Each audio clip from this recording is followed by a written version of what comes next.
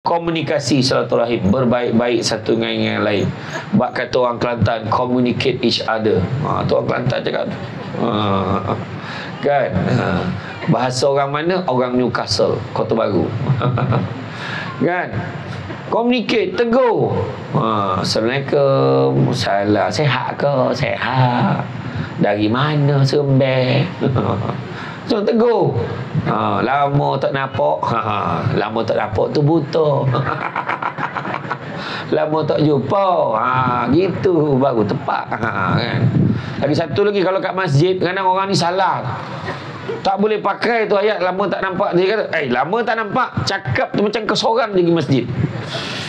Kan? Jadi lama betul kita tak bersua. Rindu rasanya. Sibuk ke sekarang ni? Ayat macam tu lah cakap.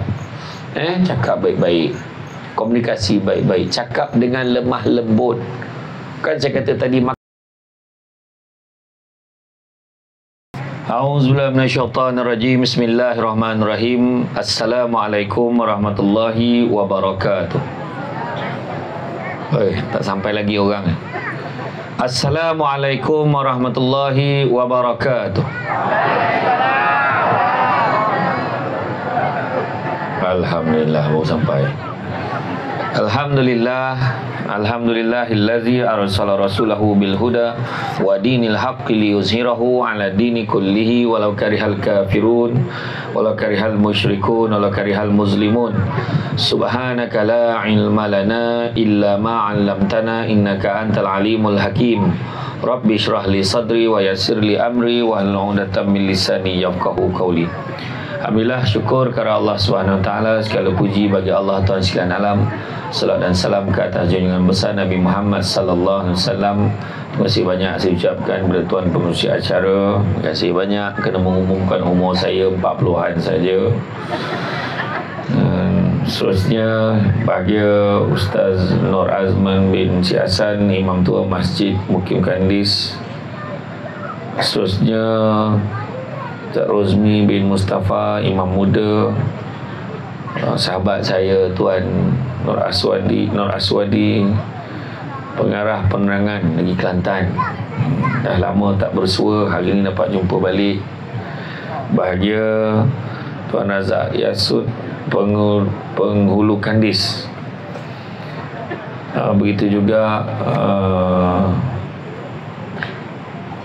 Ustaz Al-Fadil Ustaz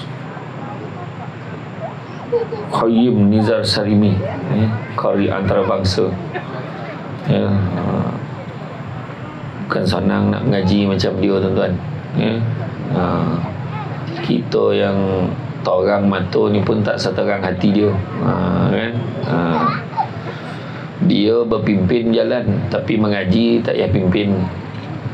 Kita jalan togak, tuan-tuan, tapi mengaji berpimpin. Faham tak? Dan seterusnya. Begitu juga sekalian ahli jawatankuasa masjid Mukim Kul Kandis, pemimpin-pemimpin tempatan disampaikan yang kesempatan hadir dan tak sempat nak sebutkan nama di sini. Seterusnya tuan-tuan dan puan-puan yang dirahmati Allah sekalian, alhamdulillah, syukur sangat-sangat. Saya datang dari Negeri Sembilan. Kata adat banyak kiasan ditunjuk dia, tetapi bukan. Bergulung pendek, panjang direntangkan. Memang takkan faham kalau tak direnungkan.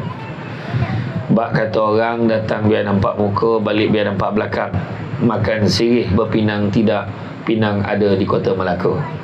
Makan sirih mengenyang tidak, tegah dek budi dengan bahasa. Jadi saya ucap terima kasih banyak-banyak.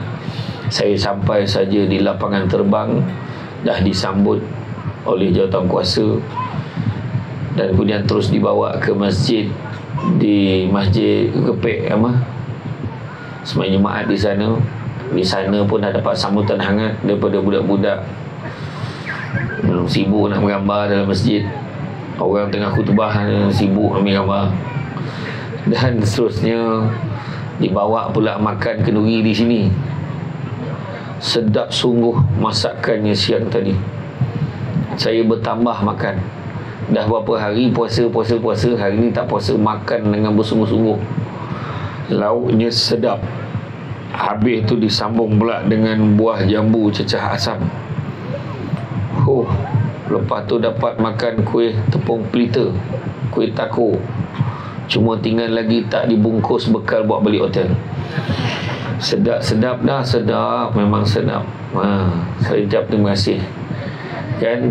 Dan balik ke hotel. Hotel mana? Rahsia. Ramai pula pergi ke hotel di hotel pun tadi selesa. Terima kasih banyak. Dan malam ni berceramah di sini. Pertama kali saya ceramah di tepi pantai, tepi laut ni. Terima kasih banyak. Suasana berbeza. Malam ni ramai sungguh. Kalau saya kira-kira malam ni kehadiran tak kurang 20 ke 30 ribu. Ini satu pencapaian. Semua pandang lah, ya ke 20 ribu. Betul lah tu kan. Dan malam ni besarlah maknanya. Rupa-rupanya kita dalam usaha nak memberi sumbangan, nak mencari sumbangan dana, nak membina masjid. Ya? Nak membina masjid. Dan mana dah tak banyak, tinggal 4 aja lagi. 4 dah ada, tinggal lagi 4. Hari ni tak susah, tak banyak pun 4 juta. Saya tahu besok, tapi ramai orang bila panggil Samsul Debat ni ceramah, time kutip dana nak cari, nak bina masjid. Siap je masjid, langsung tak panggil lagi dah. Biasanya macam tu kan. Tapi tak apalah, saya faham kan. Time nak cari duit panggil saya. Dah cukup tak panggil dah kan? Tapi mudah-mudahan masjid ni tak sama. Dia panggil saya, nak gak rasa naik eskalator tu kan, eskalator masjid kan. Tapi ramai orang tua-tua takut naik eskalator. Ada yang takut kan. Jangan risau, tak ada masalah. Canggih. Kita kalau boleh nak buat sebaik mungkin. Buat sebaik mungkin. Jangan banner tu buat sekadar janji siap, tak. Buat betul-betul. Buat betul-betul. Kemudahan dia, aircon dia kan. Penghawa dingin ni dengan eskalator ni satu hal lah. Tandasnya semua nak buat proper, elok. Kadang-kadang di tengah masjid tempat tu selesa, buat cantik tempat solat saja. Rupanya toilet ni tak selesa, laluannya tak selesa. Nak berjalan tu banyak sangat tangga-tangganya. Kadang-kadang ada macam tu. Jadi kalau boleh mudah biarlah mesra OKU dan mesra warga emas. Sebab biasanya yang datang ke masjid ni ramai. Kalau tengok malam ni pun bukannya belia yang ramai, yang ramainya beliau kan. Beliau yang kategori remaja lewat. Jadi sujud lutut berbunyi ni kan. Tapi tak apa, InsyaAllah saya yakin semua tu dah diambil kira. Kalau tengok tu besar, boleh memuatkan 3,500 orang. Besar tak besar? Besar kan. Besar. Tapi cabarannya pada pihak masjid untuk memastikan tiap-tiap waktu tu ramai. Sebab kalau masjid boleh muat 3,500 orang, datang 1,000 pun rasa macam 5 orang. Faham maksud saya? Kena datang ramai-ramai. Allah bagi nikmat masjid selesa, tapi kita tak datang, Allah akan tanya. Tuan-tuan dan puan-puan yang rahmati Allah sekalian, malam ini kita buat program kandis berselawat. Selawat ni, apa maksud selawat? Jangan risau. Penceramah kalau tanya, dia jawab balik semula. Saya pernah ceramah dekat Kuala Pilah, satu masjid dekat Kuala Pilah. Saya tak nak sebut masjid mana. Saya tanya, apa maksud selawat makcik? Makcik apa maksud selawat? Ada semua makcik terjawab. Nak ceramah-ceramah je lah, tanya pula. Tadi sound ni lagi. Jadi malam ni tak jawab pun tak apa, saya tak kecil hati. Jadi selawat ni apa? Selawat ni tu sebab bila Nabi sebut, Nabi sebut, kalau sekali kita berselawat pada siapa yang berselawat kepada aku sekali, maka Allah dan malaikat akan berselawat kepadanya 10 kali. Apa selawat ni? Selawat ini maksudnya kita mendoakan keselamatan dan kesejahteraan Nabi. Jadi kalau sekali kita doakan keselamatan kesejahteraan Nabi, 10 kali Allah dan malaikat mendoakan keselamatan dan kesejahteraan kita. Bila kita mati nanti, tadi kan bereja orang selawat tadi kan, selawat berdiri semua kan. Ada yang dah ada yang macam ada lamanya pula selawat ni, cepatlah dengan ceramah gitu. Sabar. Sebenarnya selawat ni banyak kelebihan dia. Selawat ni adalah merupakan satu talian hayat untuk kita ni, umat akhir zaman ni. Sebab apa? Nabi sebut, Nabi sebut kepada kita, Nabi beritahu apa? inna awlan nas bi yaumal qiyamah aksarhum alayya salatan. Orang yang paling baik di sisiku pada hari kiamat kelak adalah orang yang banyak berselawat kepada aku. Jadi bila kata selawat ni banyak kelebihan. Sampaikan kalau kita tengok pernah kalau kita buka kitab Mukasyafatul Qulub daripada Imam Al-Ghazali, digambarkan bagaimana seorang lelaki, kan, ketika zaman sahabat ni, seorang lelaki ni dia bermimpi bertemu dengan Nabi. Dia mimpi bertemu dengan Nabi. Bila dia pandang Nabi, Nabi memalingkan wajahnya. Ya Rasulullah, kenapa kau memalingkan wajahmu? Kau marah dekat aku ke apa? Dia tanya. Maka Nabi jawab, tak, aku tak marah engkau, tapi sesungguhnya aku tak kenal akan engkau. Maka jawab lelaki ni tadi dalam mimpi ni, cakap apa? Mana mungkin kau tak kenal aku? Bukankah semua orang menyatakan bahawa engkau lebih kenal umatmu lebih daripada kau kenal ibu ayah sendiri, ya Rasulullah? Memang betul, aku lebih kenal umatku lebih daripada aku mengenali kedua ibu bapaku. Namun aku tidak kenal akan kau kerana kau tidak pernah berselawat kepada aku. Terjaga dia daripada tidur. Terjaga daripada tidur, dia menangis. Dan semenjak daripada itu dia mewajibkan dirinya berselawat tak kurang 100 kali sehari. Selang beberapa minggu dia mimpi bertemu dengan Nabi, dan Nabi sebut, sesungguhnya kali ini aku sudah kenal akan engkau. Dalam kitab yang sama, kitab Mukasyafatul Qulub, penenang jiwa daripada Imam Al-Ghazali, memberitahu bagaimanakah malaikat tu saiznya, kepalanya sampai ke arasy Allah, kakinya sampai ke dasar bumi yang ketujuh. Sayap yang sebelah tutup bahagian barat bumi, sayap yang sebelah tutup bahagian timur bumi. Besar ke tak besar? Bulu-bulu pada sayap itu menyamai jumlah makhluk yang ada dalam dunia ni. Digambarkan macam tu. Besar ke tak besar? Sayap sebelah tutup bahagian barat bumi, sayap sebelah tutup bahagian timur bumi. Bulu-bulu menyamai jumlah makhluk yang ada dalam dunia ni. Besar ke tak besar? Besar. Tetapi dikatakan itu adalah antara saiz malaikat yang terkecil. Itu baru dikatakan baru standard saiz malaikat Jibril. Tetapi digambarkan dengan saiz yang seperti ini, kalau sekali umat Muhammad berselawat ke atas Nabi, maka Allah akan memerintahkan malaikat dengan saiz yang tadi itu menyelam ke dalam lautan nur arasy Allah. Kemudian bila dia keluar daripada lautan nur arasy Allah tu, dia mengibas-ngibaskan sayapnya, akan menitislah satu titisan daripada setiap bulu-bulu yang banyak yang menyamai jumlah makhluk Allah tadi, menggambarkan begitulah juga banyaknya jumlah malaikat mendoakan keampunan dan juga kesejahteraan orang yang berselawat. Bagus ke tak bagus? Itu baru sekali selawat. Bayanglah tadi berapa kali ulang dengan pimpinan Tuan Imam tua tadi. Itu pun kita ramai-ramai rasa, kadang-kadang rasa lah selawat, buat apalah selawat-selawat. Itu sebab Nabi sebut al-bakhil. Apa maksud bakhil? Apa maksud bakhil? Woi, dahsyat orang sini, pandai bahasa Arab. Bakhil belajar dengan Ustaz Piramli dalam filem Haji Bakhil. Apa maksud bakhil? Kedekut katanya. Nabi kata al-bakhilu allazi zukirtu indahu falam yusalli alaihi. Orang yang paling kedekut bila sebut nama aku dia tak selawat. Ingat tu. Tapi kalau nama suami kita Muhammad Nur Aswadi, kalau nama suami itu Muhammad, kalau isteri panggil Abang Muhammad sallallahu alaihi wasallam, jangan buat macam tu.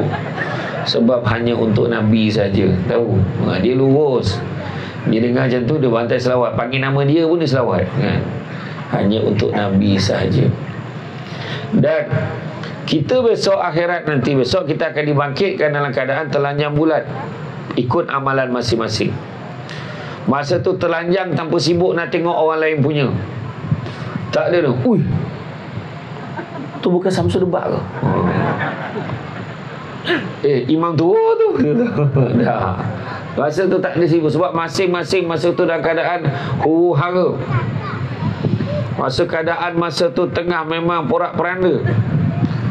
Pada ketika itu matahari jaraknya dengan kepala sejengkal. Sekarang yang berjuta-juta batu jengkal pun sibuk dia panas. Panah apa? Panah leting apa? Panah. Dia panas. Kan? Bayangkan ada orang peluhnya sampai bergenang bulu apa ni buku lali. Ada sampai tenggelam lutut, ada paras pinggang, ada paras telinga, ada yang lemas terus pun ada. Malahan sampai ada yang cakap, ya Allah, tak tahan. Aku tak tahan, ya Allah, masukkanlah aku dalam neraka terus, ya Allah, senang. Sampai ada yang cakap macam tu ketika di padang mahsyar. Sedangkan neraka lagi dahsyat pada itu. Neraka lagi dahsyat. Iya. Bayangkanlah percikkan api neraka. Percikkan api neraka. Tahu percik tak? Percikkan. Macam kita bakar lemah. Bakar lemah. Kita bakar lemah kan? Kan ada percik api terkena pun kan kita sapu kan? Bayangkan kita kumpulkan lah. Kita minta jawatan penerangan daripada penerangan Kelantan satu Malaysia ni kumpul. Kita semua buat kempen kumpul api paling panas sekali dalam Malaysia. Api paling panas dalam Malaysia kita combinekan satu dunia. Semua hantar api-api ni, persidangan kumpul api namanya. Api yang paling panas dalam dunia ni bila dihimpunkan, percikan api neraka tu sendiri 70 kali ganda lebih panas daripada himpunan api yang paling panas dalam dunia ini. Saya nak cakap, dengan tahap itu tuan-tuan, kita ni belagak macam kita ni, apa ada orang cakap tak apa weh, kita masuk neraka lama-lama masuk syurga juga. Kita kau umat Nabi Muhammad, jangan cuba-cuba. Api percik pun tak tahan. Itu yang heran bila penyanyi tu boleh nyanyi lautan api sanggup kurenangi. Minum air kopi O pun bertiup. Sibuk kata berenang lautan api. Kan? Jadi nak cerita bukan cerita pasal tu. Nak cerita nanti semua orang keluar dekat pada mahsyar, semua berjalan-jalan ni. Berjalan bukan berjalan-jalan, berjalan ni semua mencari perlindungan, bantuan, pertolongan. Jumpa Nabi Adam, wahai Nabi Adam bantu aku, wahai Nabi Adam. Nabi Adam kata apa? Nafsi, sendiri-sendiri.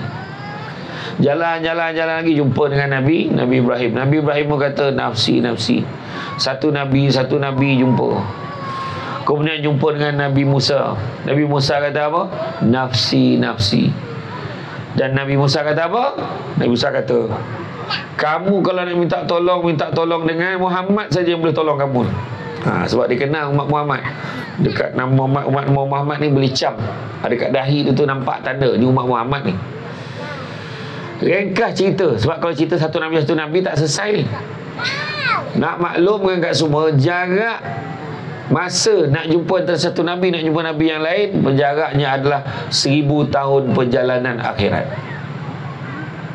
Macam mana? Jumpalah, ringkas cerita, jumpa dengan Nabi. Ya Rasulullah, bantu aku ya Rasulullah.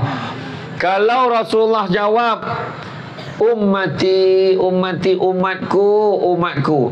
Kemari umatku. Bertuah tuan-tuan dan puan-puan sekalian. Sebab Nabi kenal gitu. Tapi kalau, ya Rasulullah, bantu aku ya Rasulullah. Mu siapa? Kau tak kenal demo. Kan itu.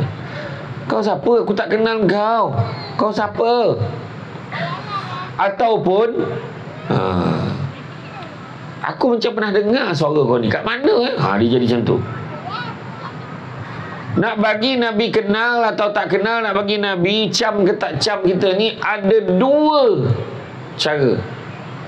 Pertama, macam mana atas dunia ni dia selawat ke tak kat Nabi. Satu. Kedua, sejauh mana kita menghidupkan sunnah Nabi. Kedua, itu camah dan tajuk yang lain. Kan? Sunnah Nabi ni panjang. Kan? Nabi kata, faman ahya bisunnati faqad ahabbani, faman ahabbani kana ma'i fil jannah. Barang siapa hidupkan satu sunnahku, maka dia sayangkan aku, dan siapa sayangkan aku akan bersama-sama dengan aku dalam syurga. Itu cerita-cerita dalam ceramah bila masjid dah siap nanti. Tapi yang cerita yang pertama tadi selawat. Nak bagi Nabi kenal tadi selawat. Orang yang tak selawat, Nabi tak kenal dia. Yang tadi tu, aku macam pernah dengar suara ni. Rupanya waktu selawat ramai-ramai di Kandis ni, ada yang miming je.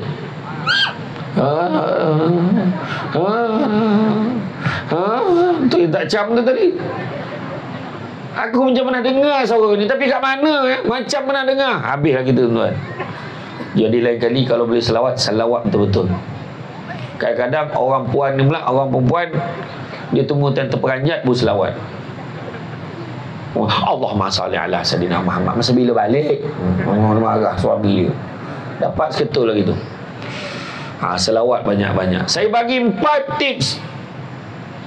4 tips nak tenang hati. Pertama, selawat banyak. Yang kedua, istighfar. Sahabat tanya, kaifan astaghfir ya Rasulullah, macam mana cara istighfar? Maka Nabi jawab, astaghfirullah. Senang aja. Astaghfirullah. Rajin lagi, astaghfirullahalazim. Rajin lagi, astaghfirullahalazim allazi la ilaha illa wal hayyul qayyum wa atubu ilaih. Rajin lagi, astaghfirullah innallaha kana tawwaba. Rajin lagi, Allahumma anta rabbi la ilaha illa anta khalaqtani wa ana abduka wa ana ala ahdika wa ahdika mastata'tu a'udzubika min syarri ma sana'tu abu laka bi ni'matika alayya wa abu bi zambi faghfirli fa innahu la yaghfiru dzunuba illa ant. Maknanya penghulu istighfar. Astaga, Nabi tak ajar. Ni Nabi tahu sosial. Ini budak-budak muda ni, astaga, pijak kan tahu lah. Astaga. Yang saya kira yang paling menyampah sekali, dah lah orang Kelantan. Adalah orang Kelantan, bukan semua. OMG. Mengada. Ikut siapa tu? Astaghfirullah. Tu yang kedua.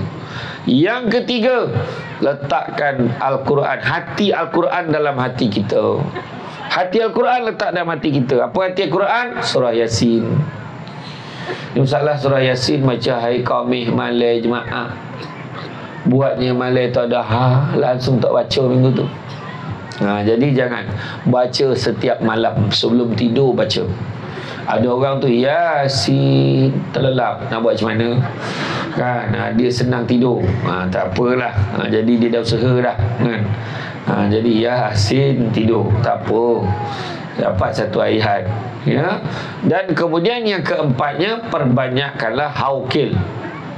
Apa haukil? La haula wala quwata illa billahil aliyil azim. 4 ni saya pesan ke orang di Kandis ni, jangan lupa.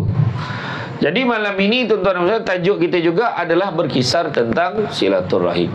Matinya kita besok 3 soalan dia tanya. Malaikat akan tanya 3 soalan. Allah Ta'ala akan tanya kita 3 soalan. Soalan pertama akan tanya tentang nikmat. Tentang nikmat. Nikmat apa? Pertama, nikmat umur. Kau hidup dulu berapa tahun? Aku hidup dulu atas dunia ya Allah 55 tahun. Yang seorang tu 60 tahun, seorang tu 70 tahun. Kalau ikut kajian orang Malaysia ni, usianya 60 tahun purata, paling ramai 60 tahun. Lepas tu ji'un. Maksud ji'un, inna lillah wa inna ilaihi raji'un. Kalau 60 tahun normal, 70 tahun bonus, 80 tahun ekstra, 90 tahun gegavaganza. Kalau masuk umur 100 tahun, naik signboard, muka dia, tugu dia dekat hujung jambatan, ya, manusia tertua. Di sini dia. Kita tak boleh ukur tuan-tuan. Kalau gitu, rasa boleh 100 tahun. Tak ada, jangan. Malam ni elok dengan ceramah, tiba-tiba esok pagi tak bangun lah, meninggal. Dah mula keluar teori. Aku dah cakap jangan duduk dekat tiang tu, nanti mati. Janganlah beralih pula. Ni contoh je, contoh kan? Macam-macam teori keluar. Patutlah malam tadi dia tak gelak sangat, dia senyap aja, nak mati rupanya. Keluar cerita tu kan? Patut aku tengok dia tidur sedap sangat. Jangan risau, saya tak ada masalah. Dalam ceramah saya tak kisah siapa yang nak tidur, tidurlah. Terutama yang dekat kawasan yang tak berapa terang ni, tak ada masalah, tidurlah. Sebab sebab itu memang kelebihan orang mendengar ceramah. Dia boleh tidur, silakan. Cuma satu permintaan saya, nak tidur, tidurlah, cuma jangan berdengkur. Takut ganggu orang sebelah. Sebab orang sebelah pun nak tidur juga. Tidur sama-sama. Kan? Saya takkan marah. Tu kenapa tidur? Saya takkan buat macam tu. Oh, tu peranjat tu. Saya takkan marah. Saya cakap tidurlah. Tidurlah. Sebab kadang-kadang dekat rumah dengan katil lembek semua tu, tak boleh tidur. Ada aircon tak boleh tidur. Tapi dekat tempat ceramah, tegak-tegak dia boleh tidur. Tidur berdiri pun boleh. Dahsyat betul bila dah penat ni. Kan? Jadi tidurlah. Saya ni pun hari-hari ceramah. Kan? 2-3 ceramah satu hari. Hari ni je kurang sikit sebab naik flight. Lepas tu makan kedui tadi, lauk kawah tadi. Kan? Jadi kurang sikit ceramah. Malam ni baru ceramah. Tu yang rasa tu macam di awang-awangan dia ceramah malam ni. Kan? Macam tu.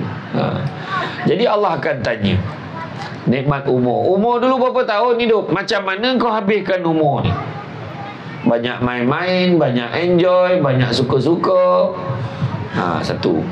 Kedua, nikmat apa? Nikmat muda. Masa muda dulu buat apa? Masa dulu tu banyak buang masa. Masa muda dulu semua Allah Ta'ala tanya. Yang ketiga, Allah akan tanya nikmat ilmu. Ilmu dapat tu diamalkan tak? Disebar panjangkan ke tidak? Allah akan tanya. Dan yang keempat, Allah akan tanya nikmat harta. Nikmat harta, Allah Ta'ala akan tanya, dari mana kau dapatkan harta? Ke mana kamu belanjakan harta itu? Jadi malam ini ada satu peluang nak belanjakan harta kita di jalan yang baik, jalan yang diredai oleh Allah, iaitu sumbangan kepada tabung pembinaan masjid. Sampai itu dah ada. Kan? Betul? Barang siapa yang menyumbang, berinfak di jalan Allah untuk membina rumah Allah, maka Allah akan bina singgasana untuknya di dalam syurga. Allah Ta'ala sebut dalam surah Ali Imran, Allah bagi tahu kan, barang siapa belum sempurna, dia kata belum sempurna kebajikan seorang mukmin selagi mana dia tidak menginfakkan sebahagian daripada harta yang dicintainya. Yang kita suka kita bagi. Tak boleh RM1 bagi RM10. Tak boleh bagi RM10 bagi RM100. Tak boleh bagi RM100. Tak apa, lurukkan gelang emas, rantai cincin mau masuk kat dalam karung sumbangan tu. Ataupun bagi je handphone tu, pandailah je ke masjid nak format tu, letak jual kat kedai, dapat berapa. Jadi dengan ini saya mengumumkan, melancarkan tabung dana pembinaan masjid Mukim Kuala Kandis Telong 16310 Bacok, Kelantan. Jadi mana dia yang ni, karung tabung ni gerak dah? Silakan. Dia tu karung warna merah tu, dia ada tulis nombor berapa, 567 berapa, 597. Kalau tiba-tiba lah ada yang lain kan, jangan salah karung ya. Bagi banyak-banyak. Jadi bagi ni peluang untuk kita menambah saham akhirat.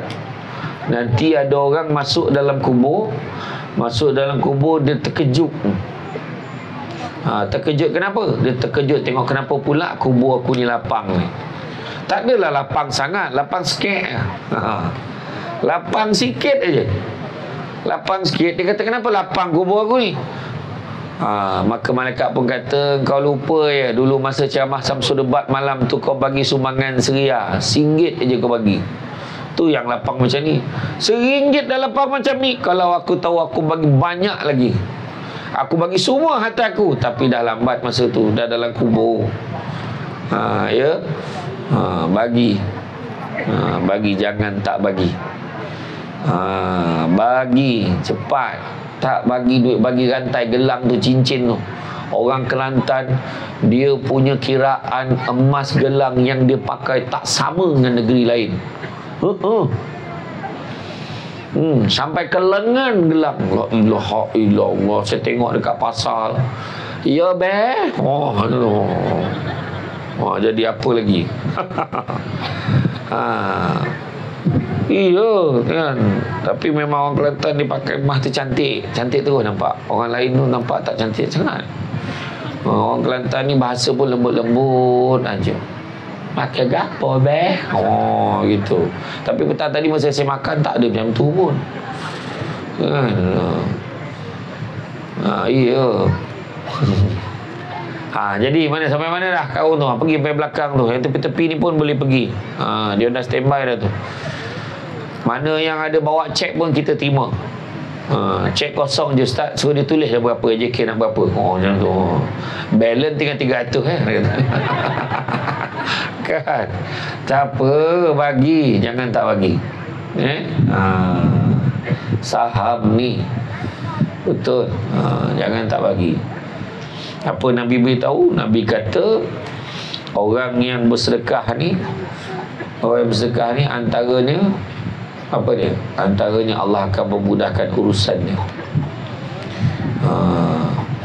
Dan satu lagi, jangan lupa, kalau siapa yang ada masalah, siapa yang banyak sangat masalah akhir-akhir ni ke, masalah duit, masalah keuangan, inilah dia. Kadang-kadang kita nak senang tapi modal tak nak keluar.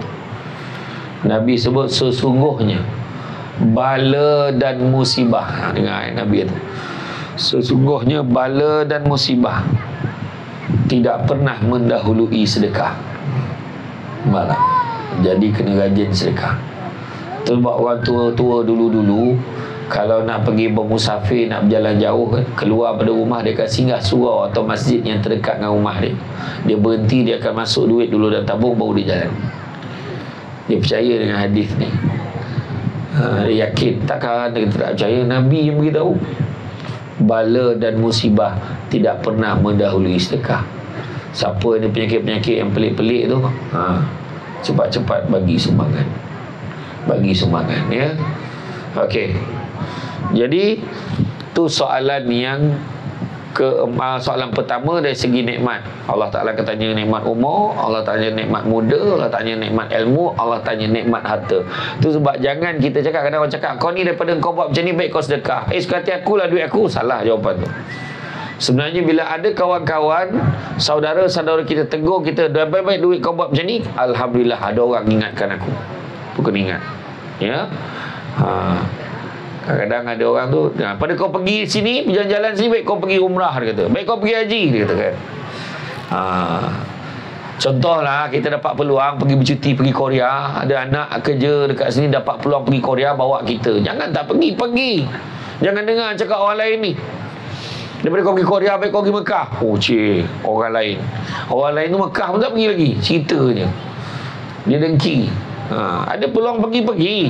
Sebab Nabi sendiri pun pergi macam-macam negara. Nabi pergi ke Yaman, Nabi pergi apa? Nabi pergi ke Syam, Nabi berniaga, Nabi pergi macam-macam tempat, belajar tempat orang. Pergilah. Ada peluang pergi. Tapi haji umrah boleh pergi. Wajib hukumnya pergi umrah haji ni wajib pada yang mampu. Kan. Siapa yang baru daftar nak pergi haji tahun ni, insya-Allah kalau tak ada apa-apa arah melintang, boleh pergi pada tahun 2148. 3 kali mati hidup tak boleh pergi lagi. Saya kalau ikut jadual saya, insya-Allah 2031 jadual saya. Tengah nanti buat rayuan lagi. Ada rezeki nak pergi juga tahun ni, tengoklah. Kan? Jadi itu yang pertama, nikmat. Yang kedua, soalan Allah Ta'ala katanya tentang amanah. Amanah kita hidup atas dunia ni. Amanah sebagai seorang suami, amanah sebagai seorang isteri, sebagai seorang ayah, seorang ibu, sebagai seorang pekerja, sebagai seorang ketua, orang ada jawatan. Kan? Iya, ada soalan tu Allah Ta'ala. La imana liman la amanata lahu, wala dina liman la ahdalahu. Tak beriman orang tak menjaga amanahnya, dan tidak beragama orang tidak melaksanakan janjinya. Itu yang kedua. Amanah Tuhan akan tanya. Dan yang ketiga Allah akan tanya adalah tentang silaturrahim. tajuk kita malam ni, selawat dan silaturahim. Silaturahim Allah akan tanya. Beratnya silaturahim ni tuan-tuan dan puan sekalian, sebab Allah letakkan sifat Allah, iaitu sifat rahim dalam perhubungan. Kan? Sementelahan kita ni dah masuk dalam bulan Rajab, maka pada bulan ini di mana kekasih Allah Nabi Muhammad SAW sangat suka dengan bulan ini, maka haruslah kita bangkitkan semangat untuk mengikuti sunnah Nabi. Baginda SAW disifatkan sebagai rahmatan lil alamin, atau rahmat bagi seluruh alam. Maka manfaatkan bulan ini dengan barakah pada bulan ini untuk memanfaatkan kita bersilaturahim. Mana yang pernah memutuskan hubungan, berbaik-baiklah. Digambarkan bagaimana Nabi pada satu hari datang pada sekelompok pemuda tengah duduk ramai-ramai berbual-bual. Nabi kata, barang siapa yang memutuskan silaturahim, sila tinggalkan majlis ini. Nabi kata, bangun seorang pemuda, terus tinggalkan majlis itu. Rupanya dia mencari ibu saudaranya. Rupanya dia pernah memutuskan hubungan dengan ibu saudaranya. Kemudian tak lama tu dia datang dan jumpa Nabi. Ya Rasulullah, akulah orang yang kau sebutkan itu. Aku dah pun minta maaf dengan ibu saudara aku. Maka Nabi kata apa? Sesungguhnya rahmat Allah takkan turun pada kawasan, pada tempat, pada kampung, pada mukim, pada daerah, pada kawasan yang mana ada orang memutuskan silaturahim. Jangan main. Itu sebab penting macam malam ni kan elok. Tengok tu duduk ramai-ramai, bercampur gaul, tak kira T20, B40, tak kira. Dapat duduk bawah tu. Seronok duduk bawah tu daripada duduk atas ni. Kan? Duduk bawah tu boleh tidur, duduk atas ni tak boleh tidur. Kan? Jadi mana kata kita campur, macam-macam orang kita campur. Ada orang daripada Kota Baru pun mari malam ni. Ada orang daripada daerah yang jauh-jauh pun datang juga, sebab dia dengar Samsul Bat nak datang malam ni. Asyik tengok dalam TikTok je. Dia kata malam ni dapat jumpa. Alhamdulillah. Dah sibuk dah dia tag. Dah sibuk dah dia tag semua orang. Alhamdulillah. Dapat tengok Samsul Bat depan-depan. Status nak mari dah seorang ni. Mana dia cakap dah tadi. Kan. Ini kamera daripada TV3. Terima kasih banyak. Kan? Jadi makna kata kan, Allah Ta'ala akan tanya tentang silaturahim. Kan? Erti silaturahim, meskipun terdapat banyak pelbagai definisi perkataan silaturahim, kebanyakannya memberi makna yang tidak jauh beza. Silaturahim yang sering didengar adalah istilah bahasa Arab yang berasal pada dua perkataan, silah iaitu hubungan, atau tali, dan rahim iaitu rahim wanita. Mungkin rahim wanita, tapi rahim juga maksud kasih sayang Allah Ta'ala. Maka bila digabungkan satu rahim secara umum memberi erti menghubungkan tali kekerabatan dan kasih sayang sesama manusia, sama ada ahli keluarga, kaum kerabat maupun jiran tetangga. Jadi semua, jangan kita memutuskan satu rahim. Memelihara hubungan satu rahim ditekankan dalam beberapa ayat dalam Al-Quran dan hadis. Antaranya dalam surah An-Nisa ayat yang pertama, Allah SWT berfirman, wahai manusia, bertakwalah kamu kepada Tuhan kamu yang menciptakan kamu daripada diri yang satu, yakni Adam alaihissalam.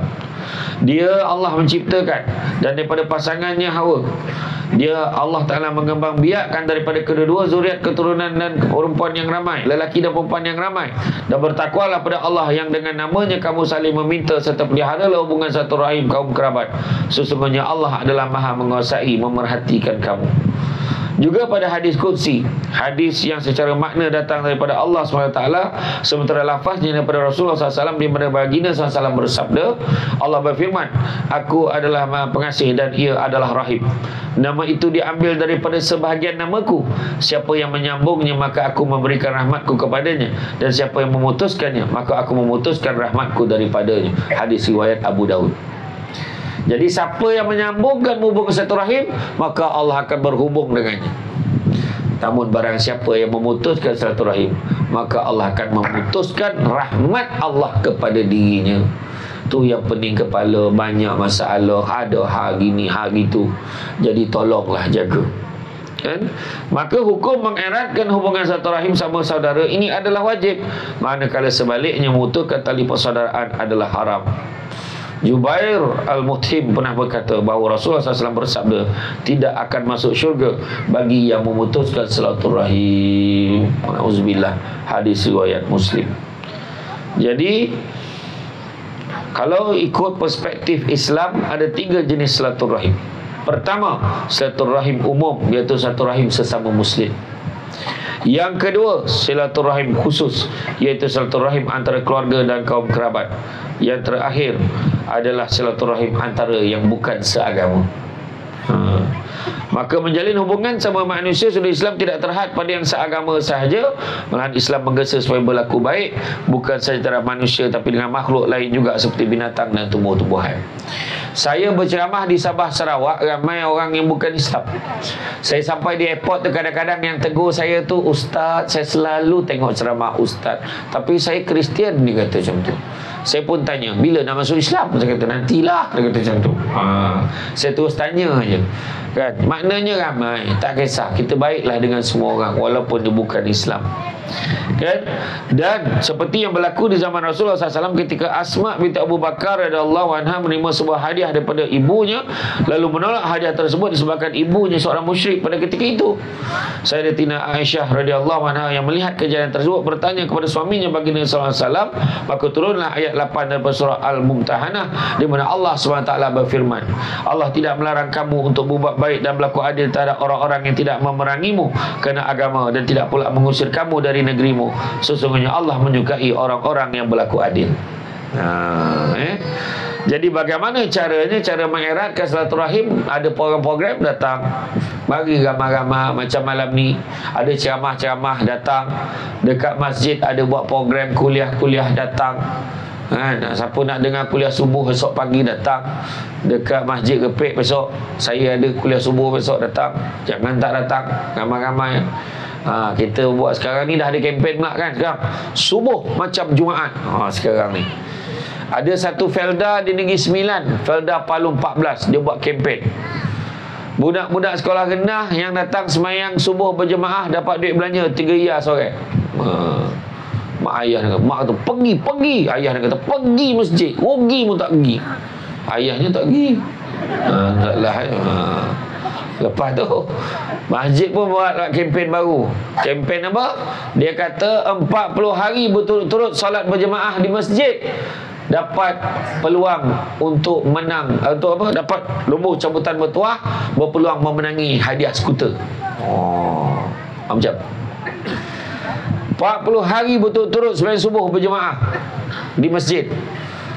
Dia ke masjid cop. 40 hari cukup, dapat nombor masuk dekat dalam tabung untuk cabutan bertuah. Jangan risau soal duit mana nak cari duit beli skuter ni kepada JK Masjid, kepada Ustaz Nur Azman. Jangan risau, tak susah. Motosikal ke skuter ni tak ada masalah, baru berapa ribu je, 10, 12 ribu, 15 ribu je. Mana nak dapat? Minta dengan YB kawasan, settle. Itu je. Saya ajar, jangan cakap. Iya, tak ada masalah tu, kecil punya hal lah, tak ada masalah tu, kan? Kemudian sabda baginda, janganlah kamu meremehkan kebaikan apapun walaupun sekadar bertemu saudaramu dengan wajah ceria gembira. Hadis riwayat Muslim. Senyum pun satu sedekah, menggembirakan. Orang perempuan senyum pada suami sedih, bukan suami orang. Jumpa orang lain senyum dengan laki sendiri, Allah, muka ketat aja. Senyum itu sedekah. Hari ni saya datang semua senyum, suka tengok senyum aja. Memang betul senyum tu sedekah, tapi karung merah tadi tak nak senyum, dia nak pitih. Masuk duit. Kalau boleh lah, kalau sempat kira malam ni dapat berapa, kita umumkan di hujung ceramah berapa sumbangan kita hari ni. Tak boleh kena kira pula dah, kan? Manalah tahu nak bagi semangat. Alhamdulillah malam ni kutipan, contoh malam ni kutipan kita dapat 1 juta lebih. Betul. Jadi ada orang lain yang dah bagi tadi, orang nak bagi lagi biar cepat cukup lagi. Setakat ni duit untuk eskalator tu baru dapat duit suih saya baru. Jadi bagi lebih sikit. Nak eskalator bagi RM1 macam mana? Kan bagi banyak sikit. InsyaAllah. Jangan risau, Allah bagi ganti. Belum pernah lagi orang sedekah ni miskin. Dengar saya cakap. Sungguhnya sedekah ni tak pernah memiskinkan orang. Nabi beritahu apa? Janji Nabi beritahu takkan berkurangan harta orang yang berinfak, melainkan bertambah, bertambah dan bertambah. 3 kali Nabi ulang bertambah. Takkan kita tak percaya? Saya percaya tuan-tuan. Sebab saya dah buat. Saya selalu bawa cerita ni. Yang dah dengar buat tak pernah dengar. Yang dah pernah dengar cerita ni dalam TikTok, buat tak pernah dengar. Dulu saya pernah bawa. Saya pernah dulu waktu saya pergi umrah pada tahun 2017 tak salah saya. Masa tu saya ditaja. Jadi saya dapat 1 tiket percuma. Jadi saya sedekahkan untuk adik saya. Sedekah untuk adik saya. Dan saya bayar 1 lagi tambang untuk mak saya. Mak saya, adik saya pergi. Masa tu saya punya, ialah duta kan. Duta orang taja kita. Biliknya di Hotel Movenpick.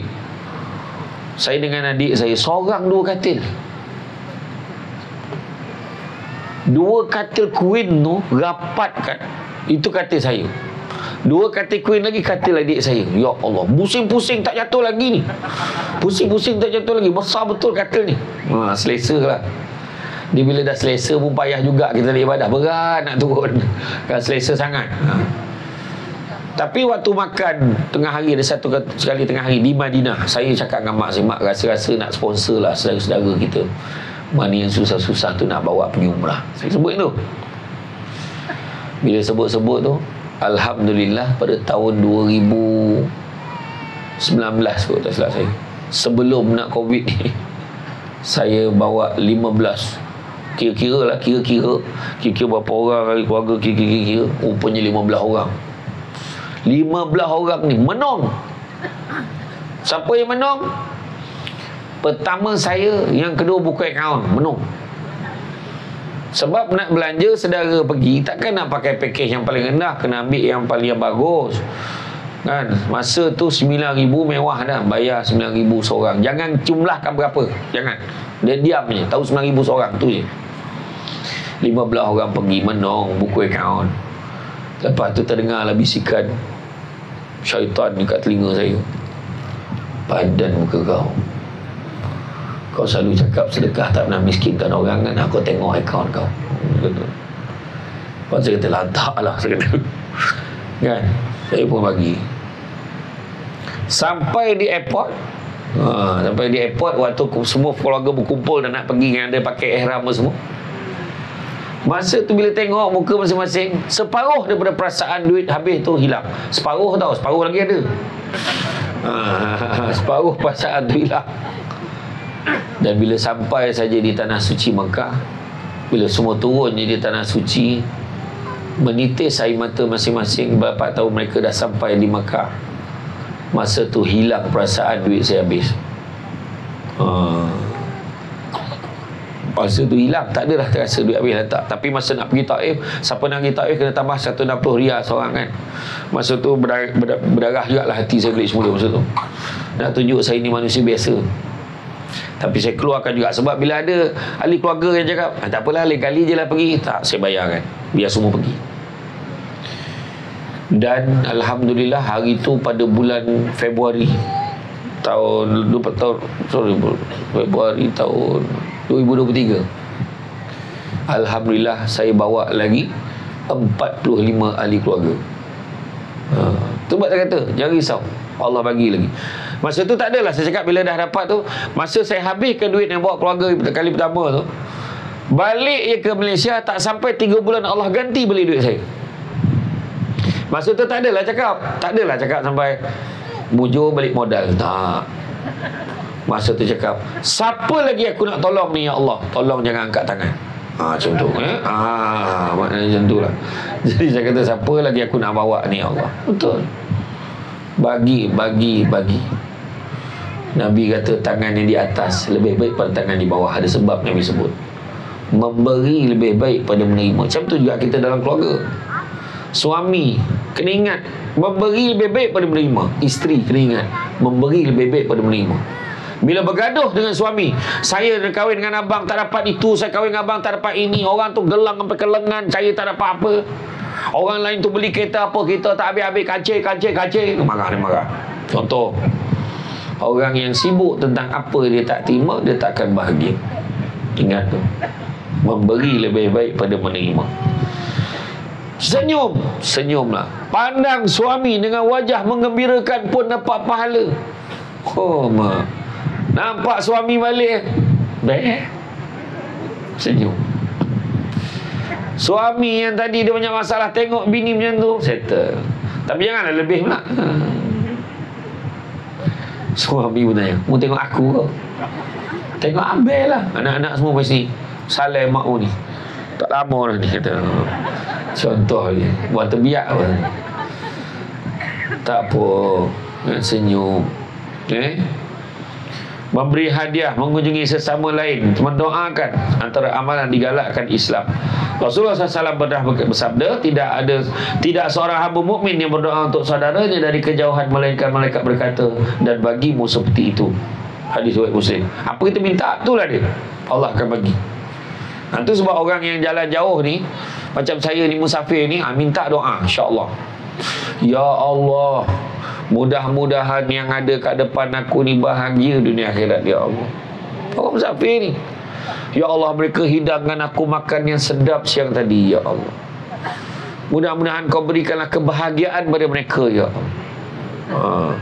Kau berikanlah mereka anak yang baik-baik, ya Allah. Berikanlah anak mereka soleh dan solehah, ya Allah. Berikanlah orang-orang di sini, ya Allah, kemudahan, mudah-mudahan masjidnya sempat siap pada bulan September seperti mana yang dijanjikan, ya Allah. Bagilah mereka merasa naik eskalator, ya Allah. Contoh kami kan, ya, betul, itu untuk baik untuk warga emas. Masjid 2 tingkat kan. Ya Allah, bagilah mereka kebahagiaan, bagilah mereka ketenangan, bagi mereka keceriaan, bagilah mereka segala kebaikan, ya Allah, yang boleh kau berikan kepada mereka, ya Allah. Macam itulah. Amin. Kan? Jadi begitu juga disabdakan oleh baginda SAW, barang siapa ingin diluaskan rezekinya, dipanjangkan umurnya, maka sambunglah tali silaturahim. Hadis riwayat Bukhari dan Muslim. Saya dah jumpa balik dengan Tuan Aswadi ni, insya-Allah. Kejap lagi saya ambil lah nombor telefon dia. Dia ambil lah nombor telefon saya. Bolehlah dia WhatsApp, tak tahulah. Kalau dia dah jadi pengarah ni, dia dah lain kan, tak tahulah. Dulu sama-sama tak ada jawatan, sekarang dah ada jawatan. Saya ni dah tak ada kerja tu yang saya ceramah. Dulu saya ceramah, dulu jawatan saya pengarah undang-undang. I am a legal advisor dulu. Tapi saya bersara sebab apa? Sebab dah tak tahu mana satu part time. Macam ceramah lagi banyak bekerja. Jadi baiklah saya bersara, saya pun berhenti. Sekarang ni saya ceramah lah sepenuh masa kan. Jadi penting menjaga silaturahim ini. Begitu juga, wahai sekalian manusia, tebarkanlah salam, berikanlah makan, sambungkanlah silaturahim, kerjakan solat pada waktu malam ketika manusia sedang tidur, nescaya kalian akan dimasukkan dalam syurga dengan keselamatan. Hadis riwayat At-Tirmizi. Ingat tu, sebarkanlah salam, sambungkan silaturahim, kerjakan solat di waktu malam ketika manusia sedang tidur, nescaya kalian akan dimasukkan ke dalam syurga dengan keselamatan. Waktu orang tidur, waktu tu kita solat. Ini waktu orang solat kita tidur, terbalik pula. Waktu orang tidur kita solat, bangun 3/4 malam. Apa namanya tu? Qiyamul Lail, bangun malam. Tapi kalau bangun malam kencing tidur balik tak kira, dia mesti beribadah. Bangun malam. Tak dapat buat sehari sekali, buat seminggu sekali. Tak dapat seminggu sekali, sebulan sekali. Tak dapat sebulan sekali, setahun sekali. Tak dapat setahun sekali, 10 tahun sekali. Tak dapat 10 tahun sekali, seumur hidup sekali. Kalau itu pun tak dapat, cari tali gantung diri, mati lagi baik. Rugi kita tak bangun malam. Bangunlah malam. Sebab nak pula orang perempuan kan, dia ada satu buku tu, cuba cari dekat kedai buku, kekuatan doa seorang ibu. Bangun malam orang perempuan, doa senang makbul. Tak tahu kenapa doa seorang ibu banding seorang bapa. Sebab bapa banyak memerhatikan daripada katil. Perhati apa? Tidur kan. Orang perempuan bangun malam 3/4 malam kalau nak buat anak untuk anak. Anak ni degil, ya Allah, degil sungguh. Jadi kalau degil, jangan risau, bangun malam. Kalau boleh sembahyang hajat dekat bilik anak tu. Buat sembahyang hajat, tahajud semua buat dekat bilik anak tu, dalam gelap tu kan sembahyang. Doa, ya Allah, anak-anak aku ni, ya Allah, ya Allah, ya Allah. Ramai betul anak ni, pusing keliling tunjuknya. Aduh, rajin betul beranak. Ya Allah Akbar. Assalamualaikum, Waalaikumsalam, beranak seorang. Asal bagi salam ni jawab, beranak lah. Ya Allah Akbar. Rajin betul beranak. Anaknya sampai 12. Sampai lupa-lupa nama anak siapa. Bu siapa? Oh Allah Akbar, teruknya. Macam tu lah. Doa dia bilang, ya Allah, bukakan. Ada satu lagi saya ajar. Kalau nak tak petua, nak bagi anak yang degil ni, macam ni. Waktu 3/4 malam tu, pergi je dekat anak tu, kan? Selawat 3 kali. Lepas kita dah semayang apa semua tu, selawat 3 kali. Allahumma salli ala sayyidina. Lepas tu baca Fatihah. Lepas dia baca Fatihah, baca ayat kursi. Lepas tu baca surah Al-Insyirah. Alam nashrah laka sadrak wa wada'na anka wizrakal ladzi anqadha zahrak wa rafa'na laka zikrak fa inna ma'al usri yusran inna ma'al usri yusra. Masa tu dah habis je, tiup ke ubun-ubunnya. Tahu ubun-ubun?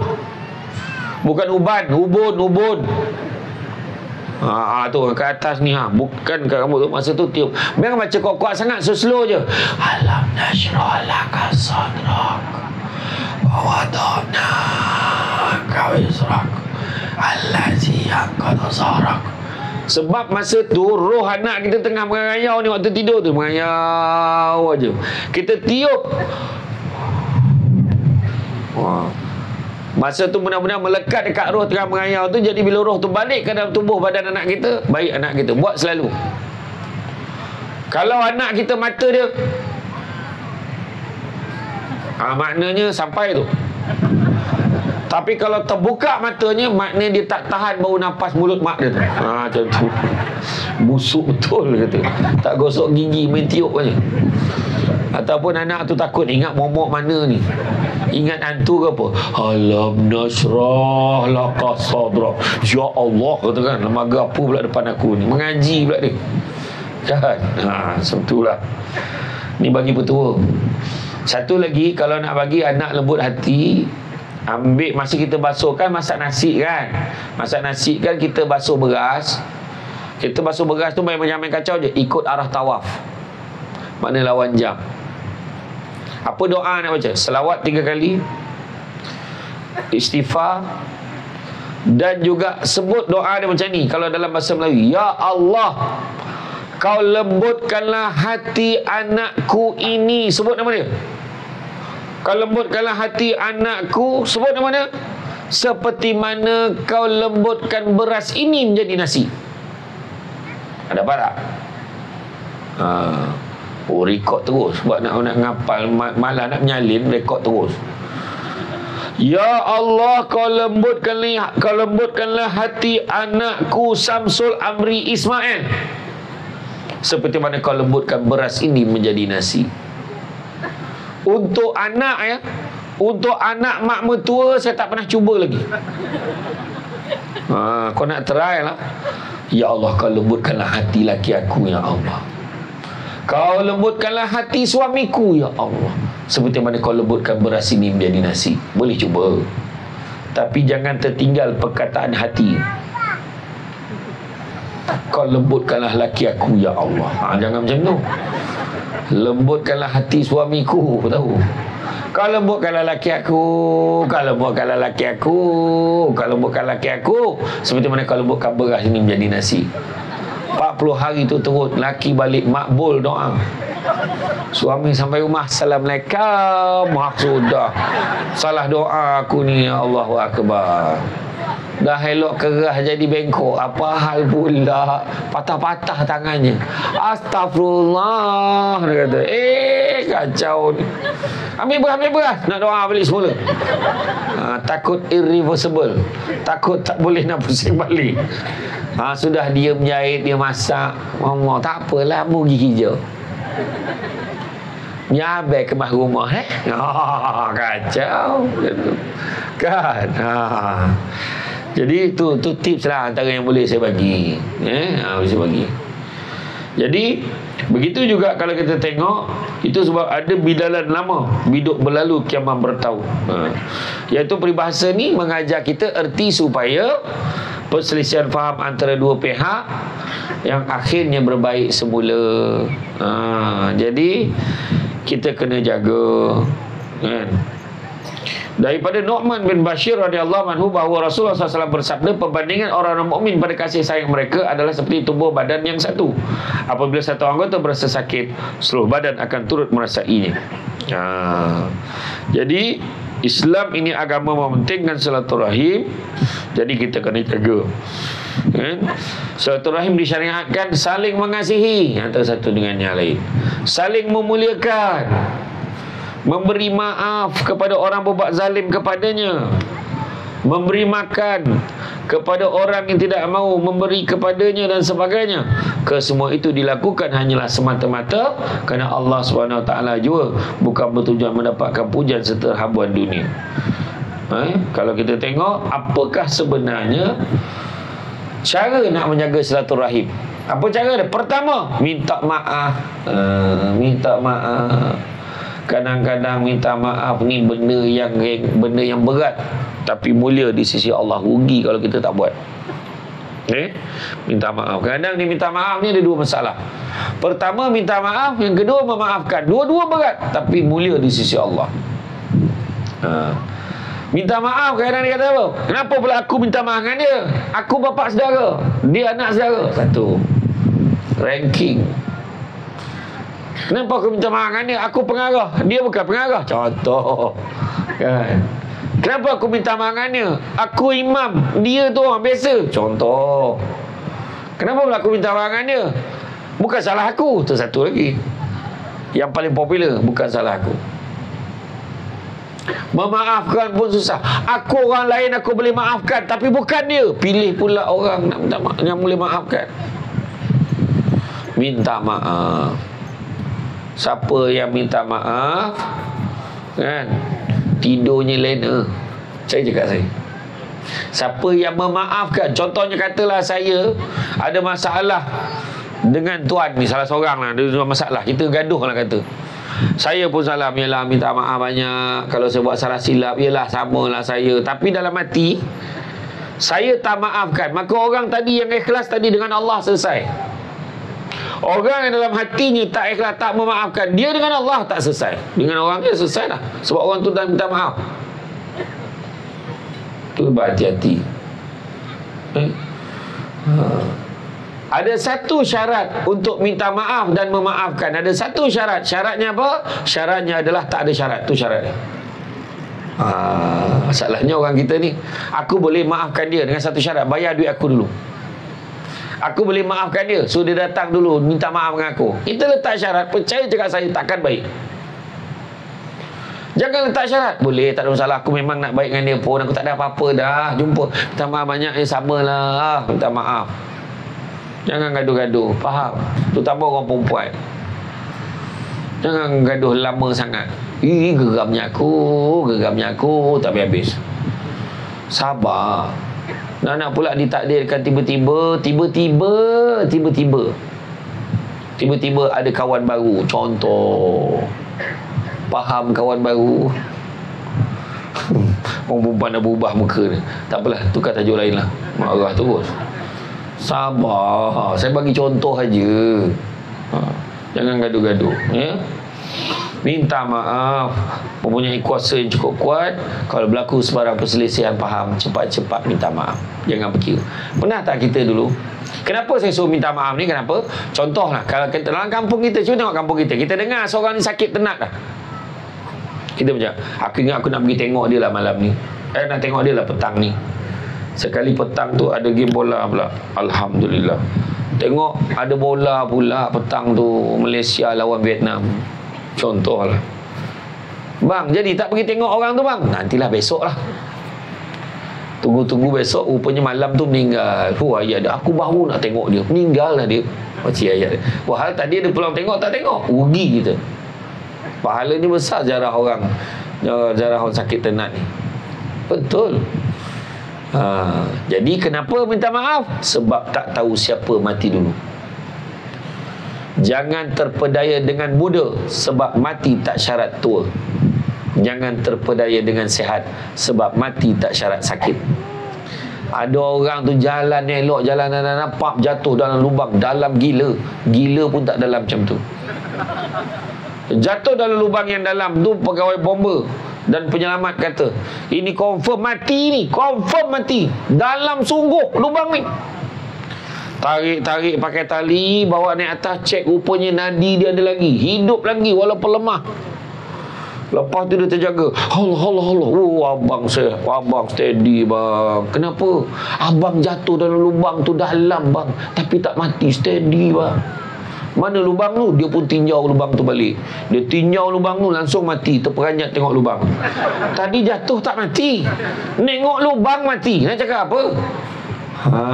Tu sebab saya kata jangan terpedaya. Jangan ingat kita muda, kita sihat, kita kuat, kita lambat lagi ni. Jangan nak enjoy. Jangan. Yang kedua, komunikasi silaturahim, berbaik-baik satu dengan yang lain. Bak kata orang Kelantan, communicate each other. Tu orang Kelantan cakap tu. Kan? Bahasa orang mana? Orang Newcastle, Kota Baru. Kan? Communicate, tegur. Assalamualaikum, salam, sihat ke? Sihat. Dari mana sembeh? So tegur. Lama tak nampak. Lama tak nampak tu buta. Lama tak jumpa. Gitu baru tepat. Kan? Lagi satu lagi, kalau kat masjid, kadang orang ni salah. Tak boleh pakai tu ayat lama tak nampak. Dia kata, lama tak nampak, cakap tu macam kesorang je pergi masjid. Kan? Jadi lama betul kita tak bersua, rindu rasanya. Sibuk ke sekarang ni? Ayat macam tu lah cakap. Cakap baik-baik, komunikasi baik-baik, cakap dengan lemah lembut. Kan saya kata tadi, makan sirih berpinang tidak, pinang ada di Kota Melaka. Makan sirih mengenyang tidak, tagah dek budi dengan bahasa. Sudah padam dah lampu. Ni tanda-tanda suruh habiskan cakap. Lepas ni ada jamuan tak ni? Ada jamuan tak? Ustaz ada jamuan lagi ke lepas ni? Dah senyap Ustaz ni, rasa tak ada dah ni. Okay, tak ada. Jangan risau, saya faham. Tak risaulah. Tak ada ke makan dia tu? Tak ada. Saja gurau. Iya, kalau mencari pokok berbuah, pucuk elobek, dahan berdaun. Kalau nak jadi insan bertuah, duduknya beradab, tegaknya bersantun. Tu maknanya kita berbaik-baik dengan orang, berbudi bahasa. Iya. Apa tanda-tanda orang yang baik? Ada 4 tanda orang yang baik. Datangnya disambut, baliknya diiring, tak ada ditanya-tanya, bila ada disebut-sebut. Siapa orang tu? Saya ulang balik. Kalau tak nyala dah balik. Tak jadi habis ceramah, sambung balik. Bila ada disebut macam ni, datangnya disambut, baliknya diiring. Dia datang tadi orang sambut dia, balik orang iring sampai dia naik kereta. Bila ada disebut, beliau dilahirkan, beliau berasal daripada Jempol. Disebut tadi. Siapa orang tu? Saya tak cakap saya. Tak, maksudnya macam kita kalau buat kenara, buat majlis kan, bukan semua orang kita akan sambut dia bawa masuk dalam rumah, melainkan orang yang baik dengan kita. Saya tadi ni tak boleh pakai. Jangan kira yang saya tu, sebab saya ni memang orang yang didatang program ni, kalau saya tak ceramah tak jadi malam ni. Mampu orang mengamuk. Bohong Ustaz Nur Azman ni. Ya dia kata Samsul Debat mari, dia kata. Kan. Tak ada, insya-Allah saya datang. Saya datang. Saya paling suka datang ceramah dekat masjid yang ada eskalator. Jadi kena ingat ya, AJK Masjid dah siap. Benda pertama sekali panggil Samsul Debat datang. Nanti kita buat program ceramah dua Samsul.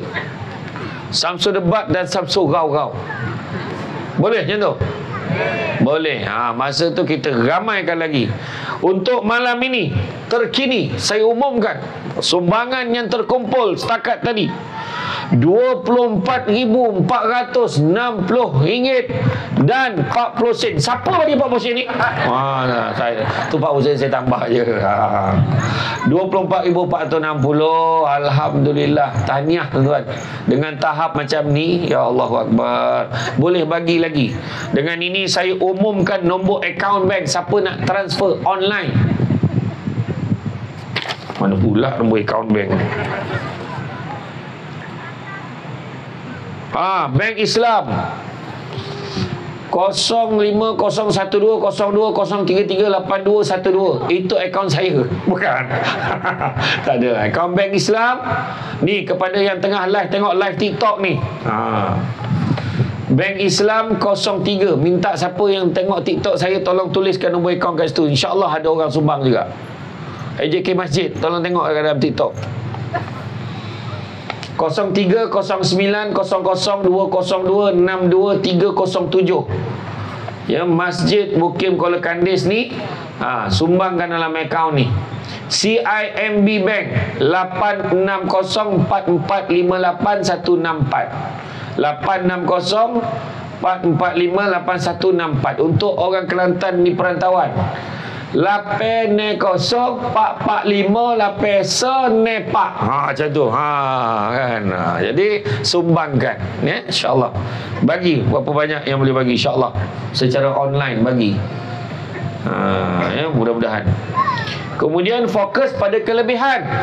Ya, sambung pula satu rahim tadi. Jangan fokus bila kita ni ada masalah perbezaan pandangan, jangan kita fokus pada kesalahan. Faham tak maksud saya? Maknanya kadang-kadang pengang betul aku dengan dia, menyakit hati aku je, so kita marah dia. Tapi ada tak kebaikan dia dekat kita? Ada. Saya ni gemar bagi kata-kata kiasan.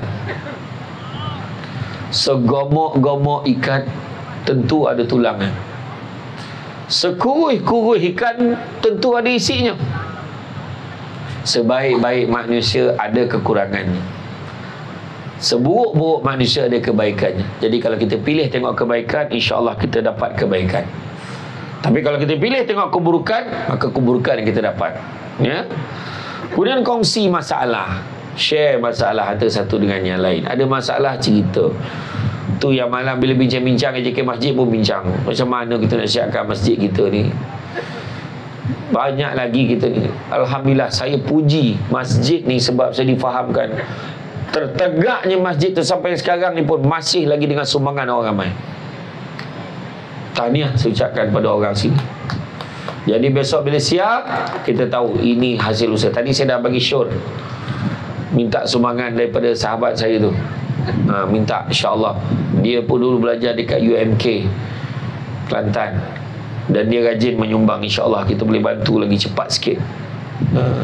Mudah-mudahan sempat saya naik eskalator tu. Kalau tak bagi saya ceramah, saya naik eskalator tu, turun balik saya balik pun tak apa kan. Tapi insyaAllah saya yakin tak banyak, percaya cakap saya 4 juta ni boleh settle insyaAllah tahun ni, insyaAllah. Dengan tahap malam ni dia 24,000, takkanlah. Macam ni, pada tuan-tuan dan perempuan yang ada di bawah kemah ni, kita ada saudara mara, kawan-kawan kita yang mungkin ada kedudukan, dia memang nak menyumbang, tolong bagi tahu dekat mereka. Benda ni saham akhirat. Betul, jangan kita tak buat. Kemudian buat program sama-sama. Apakah bahaya memutuskan satu rahim? Sikit lagi. Saya faham, saya tengok muka tu saya faham, sabar. Sikit lagi. Dekat sana dia tidur ke kejut kan belum lagi ni sikit. Pertama, orang memutuskan silaturahim dilaknat oleh Allah SWT. Maka apakah kiranya jika kamu berkuasa, kamu akan membuat kerosakan di muka bumi dan memutuskan hubungan kekeluargaan. Maka itulah orang-orang yang dilaknati Allah dan ditulikan telinga mereka dan dibutakan penglihatan mereka. Surah Muhammad ayat 22 hingga 23. Kedua, orang memutuskan silaturahim ibarat memakan bara api. Dari Abu Hurairah bila berkata, ada seorang laki-laki menemui Rasulullah, dan laki-laki itu berkata, wahai Rasulullah, aku mempunyai keluarga, dan ketika aku berbuat baik pada mereka, mereka berbuat buruk terhadapku, mereka acuh terhadapku, padahal aku telah bermurah hati kepada mereka. Maka Rasulullah SAW bersabda, jika demikian, maka seolah-olah kamu memberi makan mereka dengan bara api, dan pertolongan Allah akan selalu sentiasa menyertaimu selama mana kamu begitu berusaha bersilaturahim. Kita buat baik dengan keluarga kita contohnya, tapi keluarga kita tidak menghargai kita, keluarga kita marah kita, keluarga kita cakap macam-macam dekat kita, tapi kita baik ni, kita bagi sumbangan, kita tolong bagi belanja, kita tolong itu ini. Percaya, ni yang Allah Ta'ala beritahu, seolah-olah kalau mereka bersikap demikian, maka mereka sebenarnya sedang memakan bara api. Dan apa yang kita bagi itu tadi, usaha kita nak baik, maka Allah sentiasa memberikan pertolongan kepada orang yang selalu berusaha untuk bersilaturahim. Hadis riwayat Muslim. Ketiga, tidak termakbul doa kita, tuan-tuan. Orang yang memutuskan silaturahim. Tidaklah seorang Muslim memanjatkan doa pada Allah selama tidak mengandungi dosa dan memutuskan silaturahim, melainkan Allah akan beri padanya 3 hal. Allah akan segera makbulkan doanya, Allah akan menyimpan baginya di akhirat kelak, Allah akan menghindarkan darinya keburukan yang semisalnya. Maka para sahabat lalu menyatakan, kalau begitu kami akan memperbanyakkan berdoa. Nabi lalu berkata, Allah nanti akan memperbanyakkan memakbulkan doa-doa kalian. Hadis riwayat Ahmad. Maknanya sambung silaturahim. Yang keempat, dalam satu hadis Nabi sebut, tidak ada dosa yang lebih berhak Allah segerakan seksanya di atas dunia dan simpan seksanya di akhirat. Saya ulang balik. Nabi beritahu, tidak ada dosa yang lebih berhak Allah segerakan seksanya di atas dunia dan simpan seksanya di akhirat, iaitu dosa menderhaka kepada kedua ibu bapa dan dosa memutuskan silaturahim. Atas dunia dah nampak kesan dah, akhirat nanti dapat lagi. Jadi jangan, jangan memutuskan silaturahim. Kelima, putusnya rahmat Allah daripadanya. Nabi SAW bersabda, sungguhnya kata rahim diambil dari nama Allah, itu Ar-Rahman. Allah berkata, barang siapa menyambungmu, aku akan menyambungnya, dan barang siapa memutuskanmu, aku akan memutuskannya. Hadis riwayat Bukhari. Keenam, jauh daripada syurga. Tidak termasuk syurga orang yang memutuskan silaturahim. Hadis riwayat Bukhari dan Muslim. Yang ketujuh, jauh dari keimanan. Pemutus tali silaturahim menjauhi dari tanda-tanda keimanan. Dari Abu Hurairah radhiyallahu anhu, Rasulullah SAW bersabda, barang siapa beriman pada Allah dan Rasulnya, maka hendaklah memuliakan tamunya, dan barang siapa beriman pada Allah dan Rasulnya, maka hendaklah menyambung tali silaturahim. Hadis riwayat Bukhari dan Muslim. 8. Merenggangkan hubungan dengan Allah Subhanahu wa taala. Nauzubillah. Kan? Dari Aisyah radhiyallahu anha, Rasulullah SAW bersabda, silaturahim berkaitan erat dengan arash, dan berkata, barang siapa menyambungku, maka Allah akan menyambungnya, dan barang siapa memutuskanku, maka Allah akan memutuskannya. Macam tadilah, memakan bara api, itu macam saya sebutkan tadi. Jadi demikianlah bahayanya dari keputusan atau tindakan manusia jika memutuskan tali silaturahim. Manusia sebagai makhluk bermasyarakat tidak seharusnya melakukan perkara ini. Bahkan dalam Islam, umat Islam atau muslim-muslimah yang menjalin tali silaturahim dengan baik dapat membuka satu kebajikan dan ganjaran pahala yang besar di sisi Allah Subhanahu Wa Taala. Ingat, dalam hidup ni jangan sibuk nak kejar kaya, tapi kejarlah bahagia, kerana satu hari nanti kita akan sedar bukan sebuah perkara boleh dinilai dengan harganya. Jaga hubungan antara satu dengan yang lain. Jangan saling jatuh menjatuhkan. Buang perasaan tamak, buang perasaan dengki, buang perasaan sombong. Semua perasaan ini boleh menjatuhkan kita, boleh merosakkan kita. Hubungan kita dalam masyarakat, boleh jadi hubungan kita ini jadi baik, menyebabkan keamanan di kawasan kita, menyebabkan tenang kita duduk di sini. Itu penting. Jadi tuan-tuan dan puan-puan rahmati Allah sekalian, cukuplah sekadar itu. Saya faham renungan mata itu. Kalau memandang dah tak berkelip, dah macam dah tak berapa nak senyum, maknanya bahaya kalau saya teruskan ceramah saya. Tetapi dah habis ni nanti jangan terus balik. Tu ada gerai-gerai tu tolonglah singgah. Kan? Dia orang harap sangat kita singgah kat gerai dia. Sebelum balik singgah gerai-gerai ni semua. Singgah gerai-gerai ni kita support orang niaga. Kan? Dan begitu juga kalau siapa yang masih lagi nak menyumbang tadi tak bawa duit, tak apa. Nombor akaun ada. Ni rasanya semua pihak AJK Masjid dah edarkan kan. Tolong tengok nombor akaun tu, boleh sumbangkan insya-Allah. Jadi tuan-tuan dan puan-puan sekalian, teruskan usaha. Sesungguhnya sedekah ni memang luas.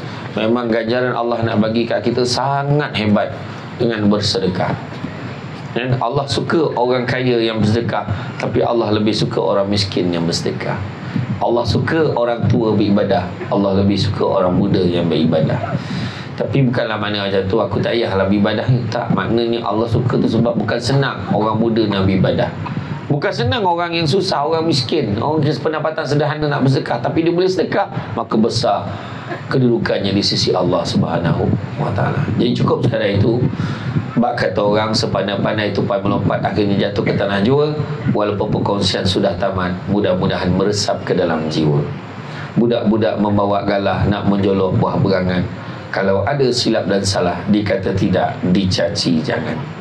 Cantik dipandang rumah penghulu, kayu tu okey dari papan. Alang-alang menuntut ilmu, sebutir pasir kembangkanlah menjadi intan. Tenang-tenang air di laut, sampan kolek mudik ke Tanjung. Hati terkenang, mulut menyebut jasa baik. Pihak berusia menjemput, rasa nak junjung. Itu saja daripada saya. Sesungguhnya yang baik itu datang dari Allah SWT. Dan kurang itu mempunca pada kelemahan saya sebagai manusia biasa. Pokok sekayu daun selasih. Thank you, terima kasih. Assalamualaikum warahmatullahi wabarakatuh.